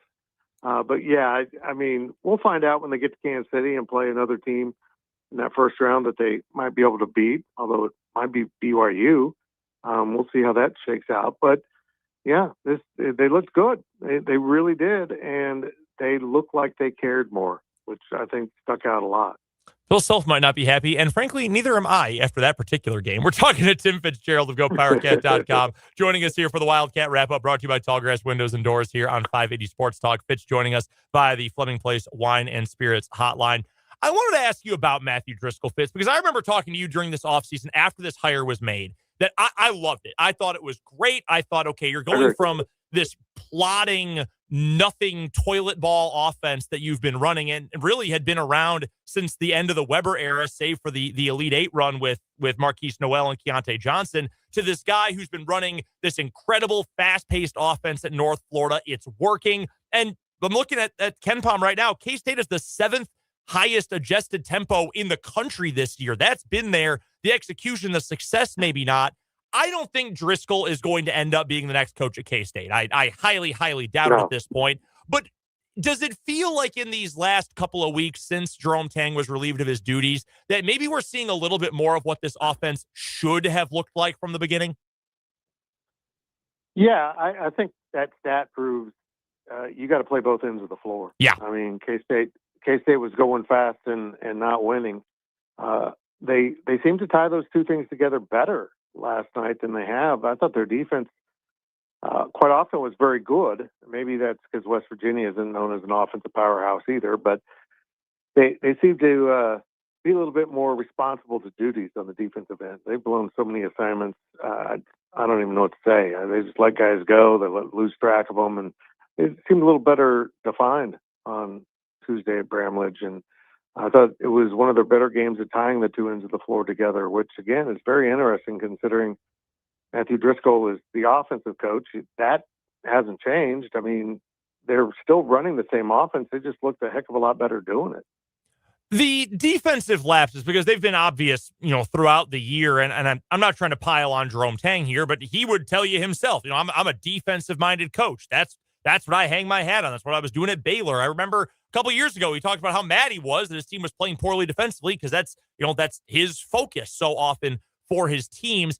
What do you think is the reason why? Is it just the pieces don't fit? Is it a culture problem? And again, we're beyond a lot of this stuff now. Obviously, a new era will be ushered in next season. But is there any one thing you can point to for why the defense has just been so lackluster over the course of the year? I don't think they recruited with defense in mind. Nate Johnson's a heck of a defender. He was the MAC Defensive End Player of the Year. I think he brings a lot to the table. But I just don't think they're well developed defensively. And a big part of that has been their turn to European recruiting. Let's be honest. Andre Kostic is a heck of a shooter.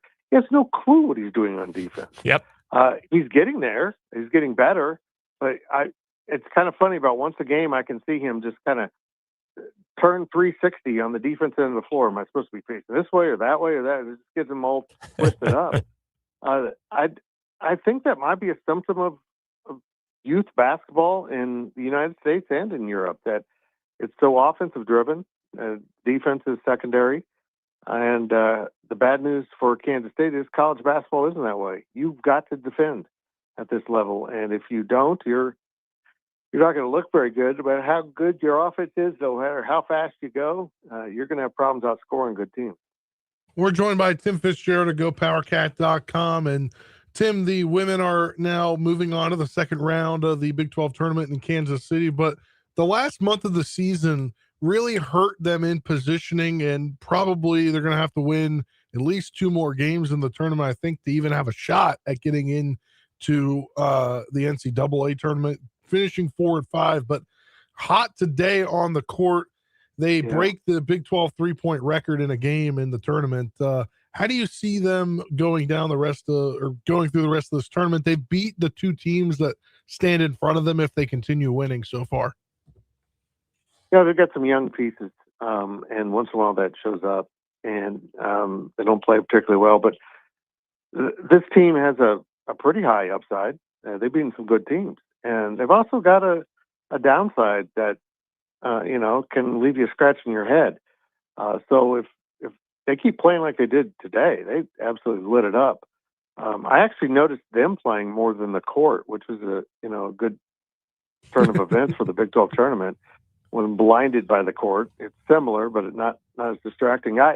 I'll be interested to see it because this format for Big 12 tournaments now really gives teams that are on the bubble or maybe even a little behind the bubble, like need to really make a run, gives them an opportunity to do it and kind of build a steam through the tournament. And if they get far enough, it might work out because if you're bad enough, if you're in the bottom half of this conference, you're going to get 5 games possibly to add to your resume.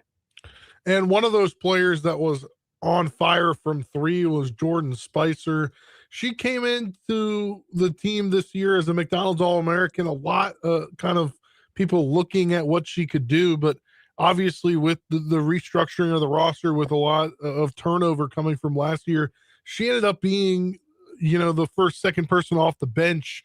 How do you think her role expands in the next season after what she's done the last couple of weeks specifically? Yeah, good stuff. I really think her best basketball is in front of her. I think, some kids come out of high school and they're able to make a smooth transition to bigger, faster, stronger opponents.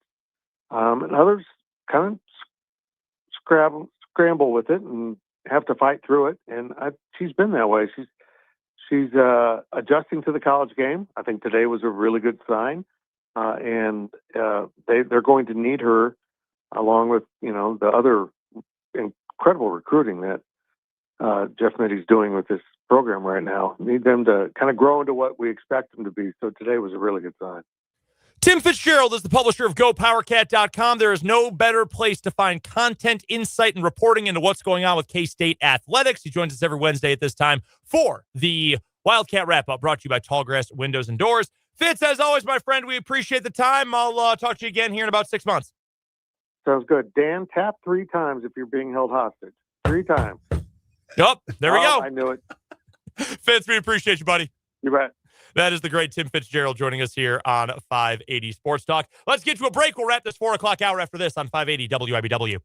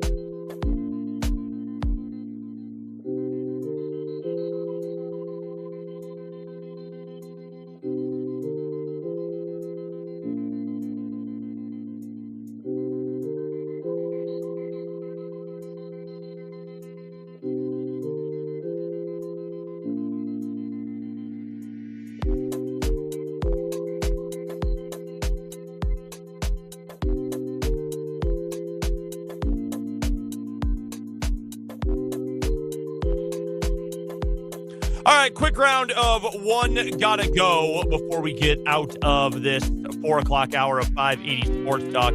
All right, Spence, let's go with, I'll give you 4 positions the Chiefs could go with their first round pick this year. You tell me which would be the worst options. We're talking about pick 9, not the new one in the McDuffie trade. All right. Pick number 9. Running back, wide receiver, pass rusher, cornerback. Which one would you say absolutely not? The worst option of the bunch. Wide receiver. Interesting. Okay. I think there's some pass rushers sitting there that could potentially be a go. I think obviously Jeremiah Love, he's a running back, right? Yep. Stud. I think he's a guy there that easily RB1 in this class. Yes, it could be right there for them. And what was the other position? Corner. They Corner. obviously now need a corner. So I'm going to go corner. Okay. Because I just don't think there's great value there. I think based on what this draft looks like, now with that 29th pick, I think there's going to be a couple of guys who are A.J. Terrell's younger brother is going to be there. Cease, the kid from South Carolina. There's going to be some better corners, think, available late. And especially the way that the Chiefs build their secondary, I think you can wait a little bit there. I need a player who's going to be instant impact, no doubt, right away. I think Love could be that. Carnell Tate could be that. Some of those pass rushers. I think corner you can wait a little bit on. 1 hour left of 580 Sports Talk coming up after the news.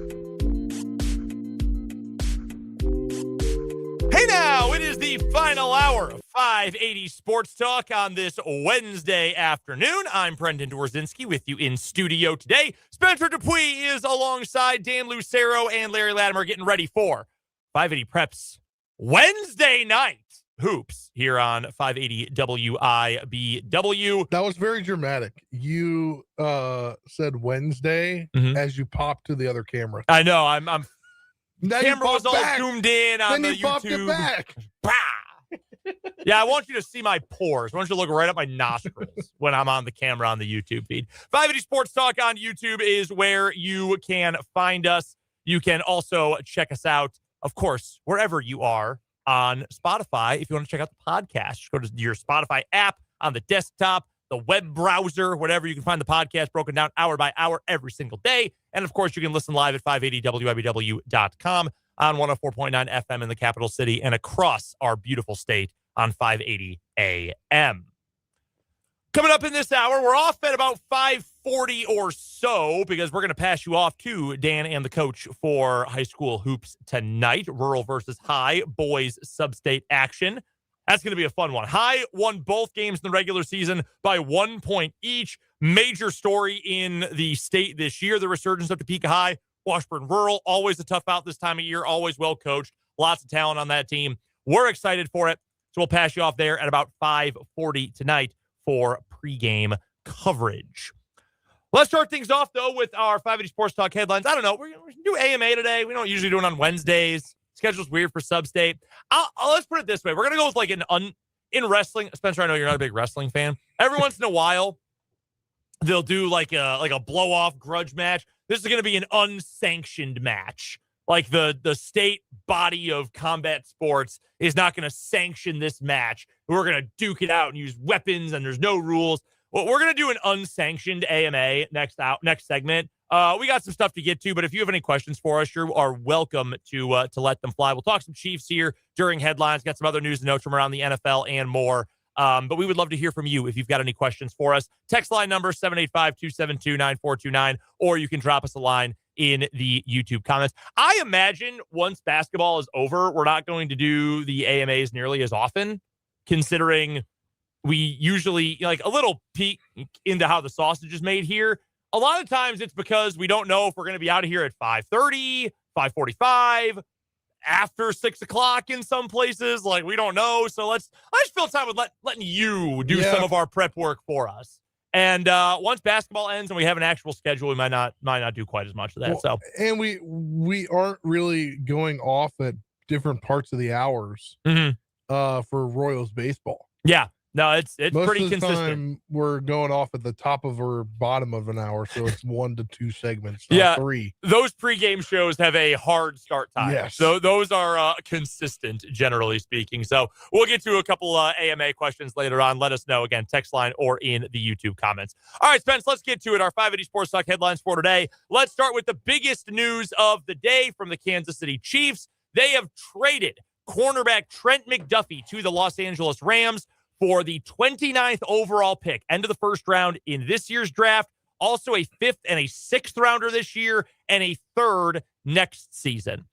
In an additional move, we don't need to talk about this as much because we knew it was coming and they already announced it was going to happen. But the Chiefs officially released Juwan Taylor today. We were told earlier in the week it was going to be at the start of the new league year. Why wait? Yeah. And honestly, they made it official on social media 25 minutes ago with a graphic saying, "Thank you, Juwan. And thanks for everything." Frankly, that's the better thing for teams to do, in my opinion, for veteran players. Like, hey, we appreciate the time you've served. When you cut a player, they don't have to wait until the new league year to sign. Like, in theory, if let's say he wants to go back to Jacksonville. Like, oh, we need competition at right tackle. Let's bring back Juwan Taylor. When you cut a veteran, they can go sign immediately. So he could go sign in Jacksonville today. Again, hypothetical. They don't have to wait. I think teams, that's a sign of respect, honestly, when you cut a player early before the league year starts, let them go, make some calls, get meetings set up, etc. So that's what the Chiefs did with Juwan Taylor today to clear some cap space. But the big news, McDuffie for 4 picks. This is honestly more than I thought they would get. I was actually talking about this with Dan early this morning, before the trade went through. I said, what do you think you could get for McDuffie? Because as we've already talked about on the show this week, figured it was going to be the 29th overall pick with the Rams. And I thought you could get a third, probably. You end up getting a third next year and a couple day threes this year. You don't have to give up any extra picks. I think this is probably, knowing that I would have loved to keep McDuffie because he's a great player. Let me start with that. I think Trent McDuffie is a really good player. I would argue he's the best slot corner in the game. I think he is a far above average, no doubt, starter on the boundary. His best spot is in the slot, but he makes this team better. The Chiefs roster is worse now than it was first thing this morning. That being said, we have known for a while now that they were probably going to trade Trent McDuffie. You now, with all these extra picks, can add depth pieces, hopefully, some high upside, special teams kind of depth with those 5th and 6th rounders. A third next year, that's a starting caliber player you can take in the 3rd round. And with another first, it opens up another roster spot for a cheap, young, talented player. Trent McDuffie was a pick in the 20s. You can get a player of that kind of caliber if you play your cards right. Now, you also have, I think, more luxury, Spencer, with the 9th overall pick. Because you can say, well, I'll use the Jeremiah Love example. We were talking about this, having a little chat in the YouTube comments during the top of the hour break during the CBS News after we did our round of One Gotta Go.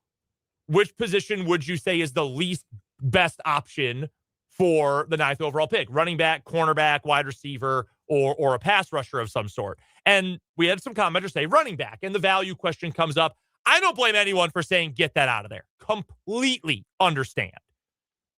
That being said, now that you have a second first-round pick, and you can go best player available at either spot, you can fill a need with one of them and just take the best guy on the board with the other. I think it gives you a lot more freedom with that 9th pick, and it would make a running back pick at 9 more palatable. Again, I understand if that's not what you want to do, but if you say, hey, we can get a corner at 29, we can get an edge rusher at 29 or a defensive tackle at 29, we're just going to say, we're not going to pick in the top 10 again with Patrick Mahomes as our quarterback. So let's just get the best talent available. I think that's an easier thing to stomach when you have 2 picks in the first round.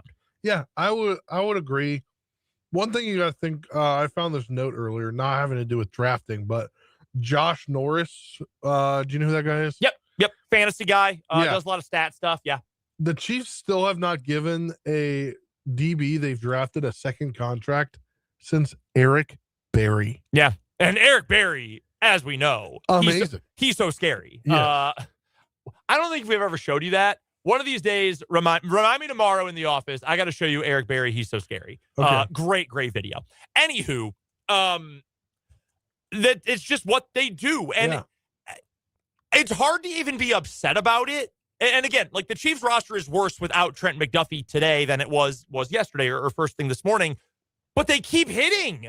Just over and over and over again. This team, between the scouting of Brett Veach, the area scouts, all of that, the cap work that the front office has been able to do, moving on from guys at the right time. L'Jarius Sneed, you moved on at the absolute perfect time. Maybe you did the same with McDuffie. Even if McDuffie goes to L.A. and is great, if you find the next guy to come in, be part of Dave Merritt's system in the defensive backs room, and to be a stud again, I mean, you've got to feel great. You've got to feel awesome about this. And the system works. And it has worked the entire time that Brett Veach has been in control of the front office in Kansas City. So I think you have to trust the process in that case. I said this on the YouTube feed as well, chatting with some of you guys, and I wanted to bring this to the table too. Spencer, you mentioned that of those 4 positions when we did One Gotta Go, you don't want to see a wide receiver at 9. Do not want to see it there. Yeah. I'm on the flip side. Not that I get where you're coming from, for sure. I think now, knowing that you have the security of another first-round pick, another guy who you have for 5 years potentially, starting caliber player right off the rip, my new personal favorite pick at number 9 is Carnell Tate of Ohio State. Now, he might go earlier. There's a chance Carnell Tate could go earlier.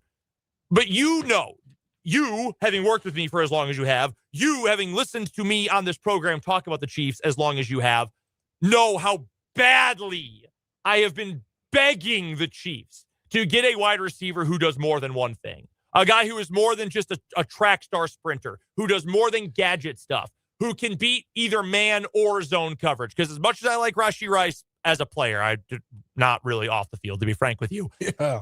Great zone beater. One of the best zone beaters in the league. Man, not so great. Not so great in man coverage. Tyquan Thornton, kind of like the piece. He could do one thing for you. So long. And Tyreek Hill was a great talent, but you got him on the open box special. We know about the Tyreek Hill situation. Like, get someone who's got some size. Get someone who's a route technician. Someone who can beat man or zone or all these different things. Carnell Tate, I think, is that guy. I don't think he's like Julio Jones as a prospect. I don't think he's Calvin Johnson as a prospect. I don't even know if he's Marvin Harrison as a prospect. But what I do, well, he's actually probably pretty fair, another Ohio State guy. But I do think he is a guy with a well-rounded skill set, just does everything well, has better speed than you think, got good hands. He can run a good route tree. I would love to see that kind of piece with Mahomes. You add him, and honestly, to get greedy here, going for weapons, if you could add Carnell Tate and Romeo Doubs, I would be so far. I'd be leading the hype train. I'd be taking over as conductor of the hype train. Or Alec Pierce, but I think he's going to be too pricey for the Chiefs. But either way, I think there's a way to really make that wide receiver room shine, which would be less doable or less palatable if you still only had one first-round pick. So again, I love McDuffie. I wish him the best in LA. I think that's a great move for the Rams because you say, as they love to say over there, bleep them picks. And you're going for a Super Bowl before Matthew Stafford retires. I get it. Which is why they don't go to the scouting combine. Exactly.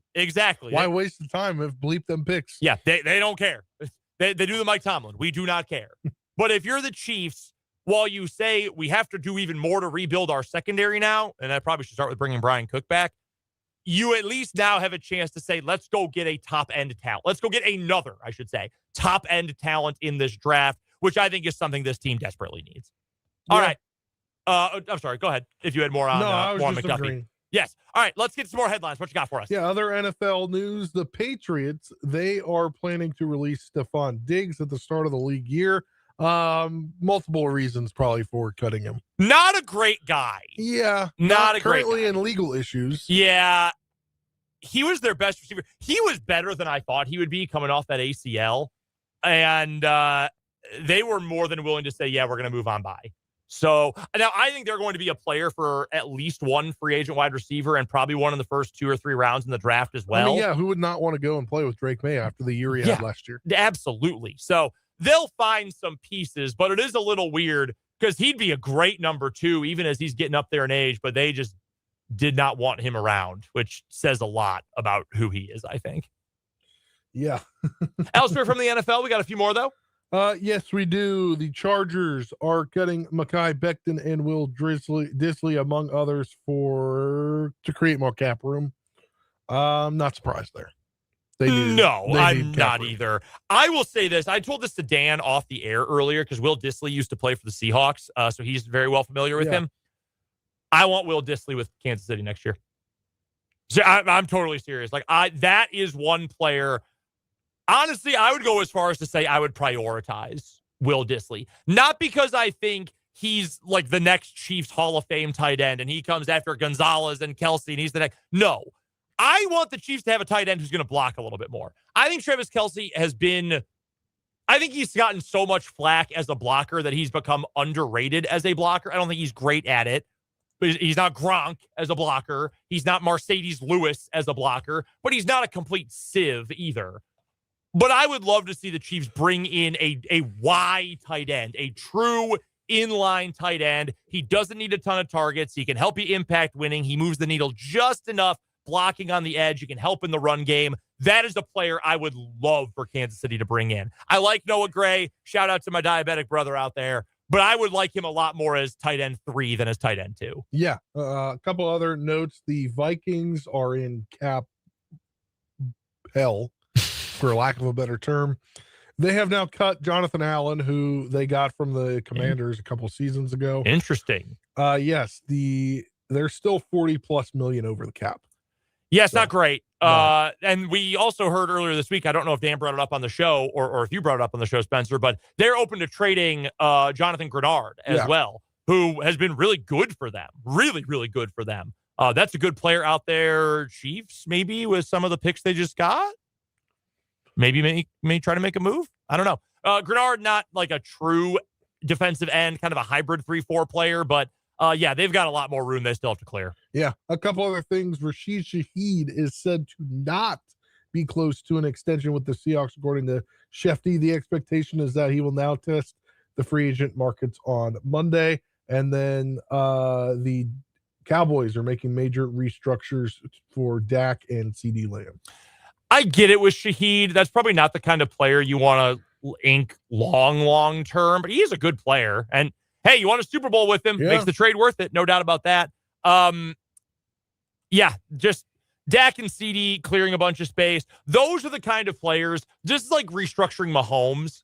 Like, yeah, you're keeping those guys around for the long haul. Those are elite talents. Those are Pro Bowl, all-pro caliber guys. Maybe not Dak for an all-pro, but he's a franchise quarterback. As much as I rag on him, he's a franchise quarterback. Those are the kind of guys you restructure, you push money in the future because you're going to keep them anyway. With Mahomes, oh, but you're pushing all this cap into the future. Yeah, but it's Mahomes. Like, you're paying him anyway. You're going to give him another contract and extend it out again anyway.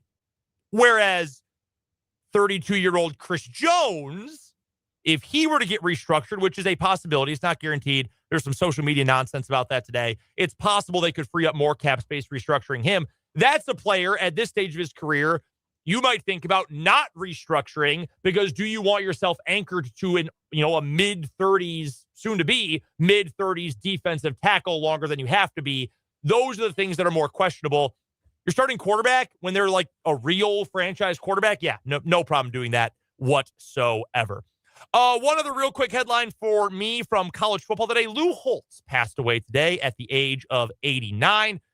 This is the writing from Andrea Adelson of ESPN. The quick-witted college football coach who led Notre Dame to its most recent national championship in 1988 and burnished his reputation as a master at rebuilding programs died at the age of 89. Notre Dame and the Holtz family released a statement earlier on today. Holtz was the head coach at 6 different schools in order: William and Mary, North Carolina State, Arkansas, Minnesota, Notre Dame, and his final job at South Carolina. I believe it was Lou Holtz's last game. I think it was his last game. South Carolina and Clemson got in an absolutely gigantic fight on the field. Incredible scene, and not necessarily in a good way. And then Steve Spurrier took over, and the rest is history for that South Carolina program. Lou Holtz in his career, 249 wins, 132 losses, 7 ties. Let's bring back ties to college football.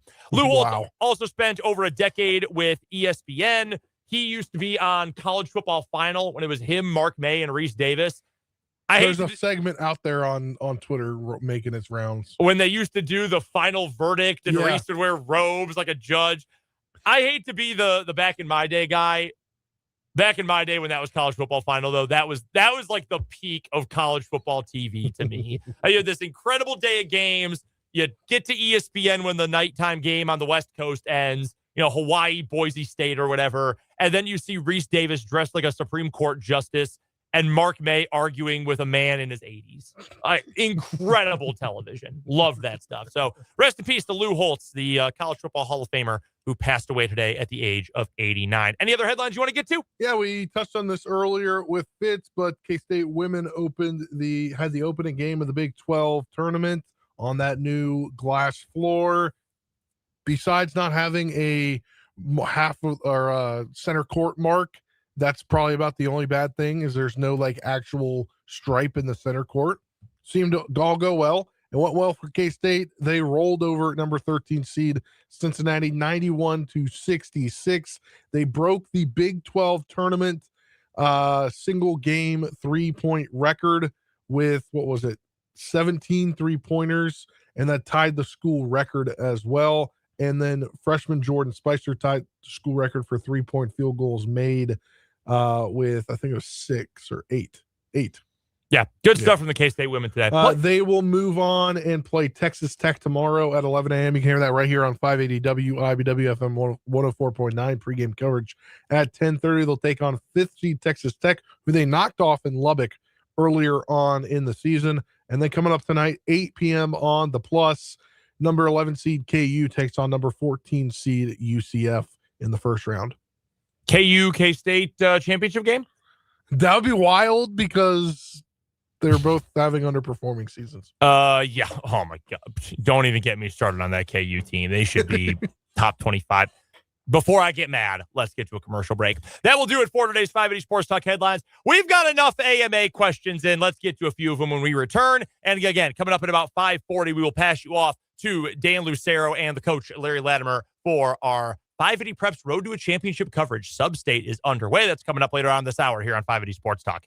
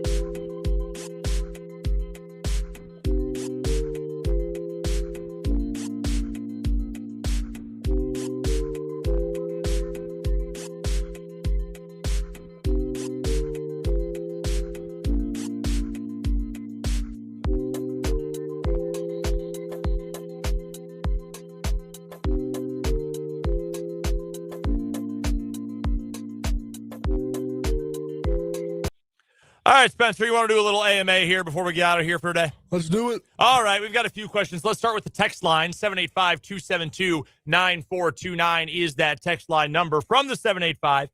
If you could do play-by-play for any team in any sport, who would you choose and why? Ooh, good one. Washington Capitals, man. Capitals, okay. Like I've always wanted to do hockey play-by-play, man. Sure. That's just like so it's like you're back and forth and you're back and forth, and I love it. I will go with the Packers, I think, here. I feel like it's a little weird for me to say another college team. Like, yeah. That's a little weird, right? I do, trust me, I love my gig with Washburn more than I can say, and love the folks there. I'll go with the Packers. I mean, it's the team I've loved my entire life, longer than I've loved damn near everything for, ever anything in my entire life. So I will go with Green Bay. Plus, then you can be the Homer fan. You don't have to hide any of those things. So, not that I ever do, and I'm completely incapable of hiding it, even if I wanted to. So, yeah, I would. I'd go with Green Bay. Wayne Larravee's awesome, though. Love me some Wayne Larravee. He's been on TV for forever.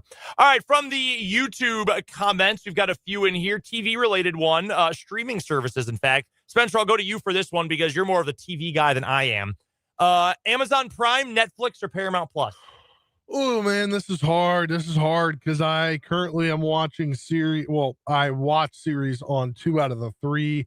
Night Agent just came out for a 3rd season on Netflix. Never even heard of it. It's really good. It is really good. And then on Paramount Plus, man, I guess I'd say Paramount Plus because I watch more, and you can watch the CBS shows on Paramount Plus. Yeah. So if I didn't have live TV, I'd be all on Paramount Plus because I watch like a ton of CBS shows. Sure. But Landman, Lioness, like all the Taylor Sheridan series, man, and Criminal Minds Evolution. I'm all about that. That's a pretty ringing endorsement for Paramount Plus. Yeah, except for they just started charging me more. So I don't have Paramount Plus. We dropped Netflix several years ago and have never brought it back. The only one we have is Prime because we'd have that one anyway. So I guess I'll go with that one there. I mean, I don't watch a ton of TV, but Prime does have Thursday Night Football. You got the NBA games. We have a bunch of movies we watch on there. One of my favorite shows of all time, Jury Duty, is on there. It's a couple years old now, but if you've never seen it, I recommend it to everyone. It's one of the funniest shows I've ever watched in my life. It's all actors. The entire show is all actors except one guy who does not know that everyone else is an actor.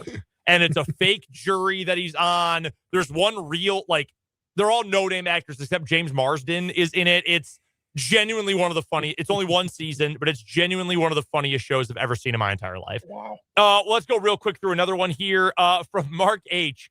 If you lived in the Old West, what would you be? A gunfighter, an outlaw, a bartender, or a blacksmith? Oh, I'd be a bartender. I feel like being an outlaw would be kind of cool. Yeah. You're always on the run, but I kind of feel like outlaw would be neat. I'd just be a bourbon guy. I'd be like, this is the bourbon you're drinking. See, I'm not good enough with my hands to be a blacksmith. I would not fit in that regard. 2 more real quick here from Vance. Is cereal just a breakfast soup?